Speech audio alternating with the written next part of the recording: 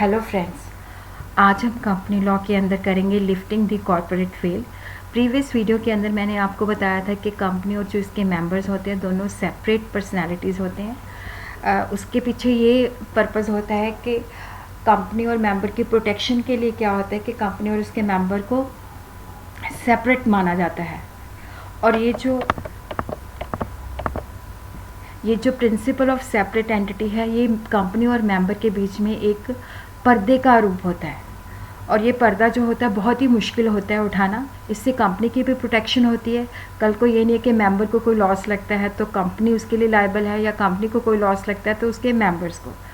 और ये जो सेपरेट एंटिटी का कंसेप्ट था ये इसीलिए था कि ये ना हो कि कंपनी और अगर मेंबर को एक ही मान लिया जाए तो आए दिन इतने सारे लिटिगेशंस होंगे जिससे बिजनेस इफेक्ट होता है। लेकिन कुछ सर्कमस्टांसेस ऐसे होते हैं जहाँ पे क्या होता है कि ये पर्दा उठाया जाता है, देखा जाता है कि पर्दे के पीछे असली लोग कौन है, कौन सा चेहरा है जो इसको कंपनी को मैनेज कर रहा है। वो उसी सिचुएशन में होता है जब लगता है कि कंपनी या तो टैक्स को बचाने के लिए क्रिएट की गई है, या लोगों को साथ फ्रॉड करने के लिए, या कोई इलीगल पर्पस करने के लिए। तो वो सिचुएशंस होती है जहाँ पे क्या होता है कि कॉर्पोरेट वेल को उठाया जाता है। ये कॉमन लॉ एक्सेप्शंस होती हैं, स्टैट्यूटरी एक्सेप्शंस होती हैं। फर्स्ट है डिटर्मिनेशन ऑफ करेक्टर, जिसके अंदर क्या होता है कि ये देखा जाता है कि एक्चुअल में इस कंपनी को कोई दुश्मन देश के नागरिक तो नहीं मैनेज कर रहे।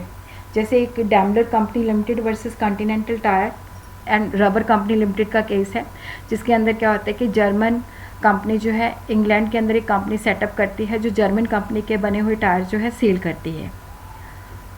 उसके जो ज़्यादातर शेयर होल्डर्स होते हैं वो भी जर्मन के होते हैं, इवन डायरेक्टर जो होते हैं वो भी जर्मन के होते हैं। फर्स्ट वर्ल्ड वॉर लग जाती है जिसके अंदर क्या होता है कि इंग्लैंड और जर्मन जो होते हैं ऑपोजिट होते हैं, एक दूसरे के दुश्मन होते हैं।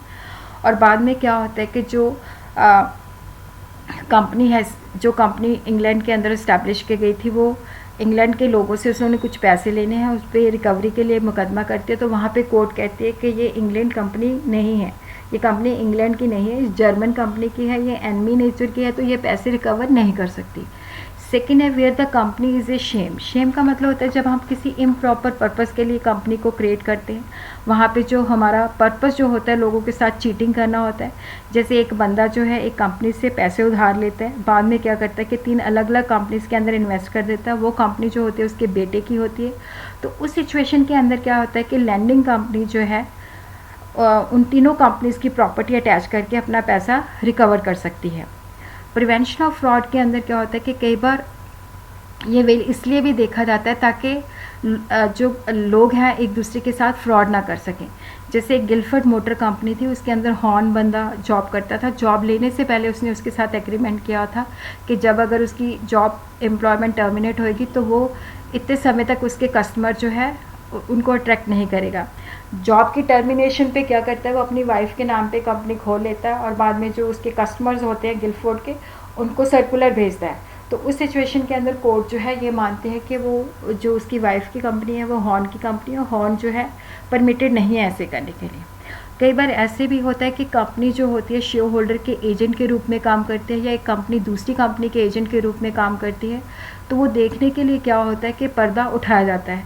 जैसे एफजी फिल्म्स लिमिटेड के केस में था कि एक अमेरिकन कंपनी ने क्या किया कि इंग्लैंड के अंदर एक इंग्लिश कंपनी सेटअप की, जिसके अंदर 90% शेयर जो थे अमेरिकन कंपनी के थे। इवन जो उसको मैनेज कर रहे थे वो भी अमेरिकन लोग ही थे, और जो 10% थे वो ब्रिटिश लोगों के थे। कंपनी एक फ़िल्म प्रोड्यूस करती है जिसके अंदर क्या होता है कि उसकी जो फिनांसिंग है वो भी अमेरिकन कंपनी करती है। और कोर्ट जो है बाद में कहते हैं कि ये जो फिल्म है वो अमेरिकन कंपनी ने बनाई है, ना कि ब्रिटिश कंपनी ने बनाई है। और कई बार ऐसा भी होता है कि कंपनीज क्रिएट की जाती हैं ताकि रेवेन्यू को बचाया जा सके। जैसे दिनशाह मैनक जी एक बहुत ही वेल्दी इन्वेस्टर था, उसकी काफ़ी इन्वेस्टमेंट थी जिसके बेसिस पे उसको डिविडेंड और इंटरेस्ट इनकम काफ़ी आता था, जिसके बेसिस पे उसके ह्यूज टैक्स लगता था। उसने टैक्सेशन को बचाने के लिए क्या किया कि 4 प्राइवेट कंपनीज इस्टेब्लिश की, और उसके अंदर क्या था कि उनकी इन्वेस्टमेंट को एज ए एजेंट वो हेल्ड करके रखा, और जो डिविडेंड या इंटरेस्ट होता था वो कंपनी को क्रेडिट कर देता था, कंपनी बाद में उसको लैंड कर देती थी। तो यहाँ पे यही माना गया कि वो इनकम उसकी है, कंपनीज़ की नहीं है। यहाँ पे भी जो 4 कंपनीज क्रिएटेड थी उनको दिनशाह मानिक जी ही माना गया। और कई बार ऐसे भी होता है कंपनी इसलिए क्रिएट की जाती है कि वेलफेयर लेजिस्लेशन को अवॉइड किया जा सके, जैसे workman of associated rubber industry versus associated rubber company, जिसके अंदर क्या था कि कंपनी को बहुत ज़्यादा प्रॉफिट्स थे जिसके बेसिस पे उनको बहुत ज़्यादा बोनस दिया जाना था। तो उन्होंने एक कंपनी और क्रिएट कर ली ताकि प्रॉफिट दोनों में डिस्ट्रीब्यूट हो जाए, ताकि लोगों को कम बोनस देना पड़े। तो उस सिचुएशन के अंदर भी कंपनी और जो दूसरी कंपनी थी तो उसको सेम ही माना गया। कई बार ऐसे भी होता है कि कोर्ट के जो ऑर्डर्स होते हैं उनसे बचने के लिए हम कोई सेपरेट कंपनी क्रिएट करते हैं। तो यहाँ पे भी कंटेम्प्ट ऑफ कोर्ट, जब कोर्ट को लगता है कि उसका अपमान हो रहा है या उसकी ऑर्डर्स की अवेल ना हो रही है, तो उस सिचुएशन के अंदर भी कंपनी जो कोर्ट है कॉर्पोरेट वेल को लिफ्ट करता है। इसके अंदर क्या होता है कि 2 पार्टनर्स होते हैं, वो 2 फ्लोर सेल करते हैं और फ्लोर बाद में उस कॉन्ट्रैक्ट से बैकआउट कर जाते हैं। वो पार्टी कोर्ट में चली जाती है, कोर्ट उन दोनों पार्टनर्स पर रिस्ट्रिक्शन लगा देता है।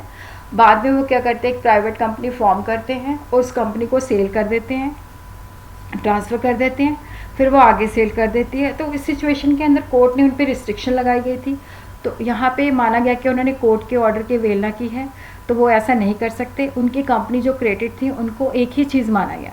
और कई बार क्या होता है कि सिस्टर कंसर्न फॉर्मेशन की जाती है एजेंट के रूप में। तो उस सिचुएशन के अंदर भी क्या है कि एक्चुअल में इसको कौन मैनेज कर रहा है, ये सब्सिडरी कंपनी क्यों खोली गई है, तो वहाँ पे भी कॉर्पोरेट वेल उठाई जाती है। कई बार क्या होता है कि कंपनी से कॉर्पोरेट वेल इसलिए भी उठाई जाती है, पर्दा इसलिए भी उठाया जाता है कि कंपनी और मेंबर एक ही चीज़ है। कई बार क्या होता है कि जैसे कंपनी न्यूली एस्टैब्लिश्ड है, उसका कोई टेक्निकल बैकग्राउंड नहीं होएगा, तो उस सिचुएशन के अंदर उसकी टेक्निकल कॉम्पिटेंसी जानने के लिए उसके प्रमोटर का बैकग्राउंड देखा जाता है। फिर उसके बाद है स्टैट्यूटरी एक्सेप्शन। स्टैट्यूटरी एक्सेप्शंस के अंदर क्या होता है कि जैसे यहाँ पे कुछ सिचुएशंस होती है जहाँ पे मान लिया जाता है कि यहाँ पे कंपनी और उसके मेंबर एक ही हैं। अगर प्राइवेट लिमिटेड कंपनी है तो अगर उसका मिनिमम नंबर ऑफ मेंबर्स होता है 2, और अगर वो 2 से कम हो जाता है, और अगर पब्लिक लिमिटेड कंपनी है तो 7 से कम हो जाता है, और अगर 1 पर्सन कंपनी है तो 1 से कम हो जाता है, और अगर ऐसा ही 6 मंथ या उससे ज़्यादा चलता है तो यहाँ पे माना जाता है कि कंपनी के जो मेंबर्स हैं उनकी लाइबिलिटी अनलिमिटेड है। और अगर क्या होता है कि जैसे कंपनीज है कोई इशू लेके आती हैं तो उन्होंने मिनिमम सब्सक्रिप्शन की कंडीशन पूरी करनी होती है, जिसके अंदर क्या होता है कि 90% शेयर सब्सक्राइब होना चाहिए। अगर 90% शेयर सब्सक्राइब नहीं होते तो उन्होंने वो पैसा जो होता है 30 डेज़ के अंदर रिफ़ंड करना होता है, और अगर वो रिफ़ंड नहीं करते तो जो डायरेक्टर्स होते हैं वो जॉइंटली एंड सेवरली लाइबल होते हैं, साथ में उनको इंटरेस्ट भी देना होता है। उसी तरह क्या होता है कि अगर कोई कंपनी के बिहाफ पे बिल ऑफ एक्सचेंज साइन कर रहा है लेकिन उस पर कंपनी का मेंशन नहीं है, जैसे ए जो है एबीसी लिमिटेड के बिहाफ पे साइन कर रहा है कोई बिल ऑफ एक्सचेंज, वहाँ पे वो ना तो स्टैंप लगाता है उस कंपनी की, ना फॉर ए मतलब जो कंपनी का नाम है मेंशन करता है, तो उसके लिए भी वो पर्सनली लायबल होता है। उसी तरह क्या होता है ग्रुप अकाउंट्स के अंदर, जैसे एक कंपनी है उसके बहुत सारे सिस्टर कंसर्न्स हैं, तो वहाँ पे भी उनको एक ही कंपनी का हिस्सा माना जाता है। उसी तरह क्या होता है कि जब किसी कंपनी की ऑनरशिप देखनी होती है तो उस सिचुएशन के अंदर भी जो उसकी रिलेटेड सब्सिडरी कंपनीज होती हैं उनमें भी इन्वेस्टिगेशन की जाती है। कई बार क्या होता है कि जब कोई कंपनी वाइंडिंग अप में जाती है तो उससे पहले कंडीशन होती है कि आप कोई प्रॉपर्टी सेल नहीं कर सकते, ट्रांसफ़र नहीं कर सकते, बट अगर कोई ऐसा करके सब्सिडरी कंसर्न क्रिएट की जाती है तो वहाँ पे भी वो पर्दा उठाया जाता है। उसी तरह क्या होता है कि ऑनरशिप ऑफ कंपनीज़ की भी इन्वेस्टिगेशन होती है कि ये एक्चुअली कंपनी किस द्वारा क्रिएटेड है, किसका पैसा इन्वेस्टेड है। और उसी तरह क्या होता है कि कुछ एक्ट जो होते हैं कंपनी के पावर के बाहर होते हैं। कंपनी एक आर्टिफिशियल पर्सन है, नेचुरली उसके बिहाफ पे जो डायरेक्टर्स होते हैं कॉन्ट्रैक्ट करते हैं, अगर वो कंपनी की पावर से बाहर होते हैं और जो डायरेक्टर्स होते हैं या ऑफिसर्स होते हैं तो उनके लिए वो पर्सनली लायबल होते हैं।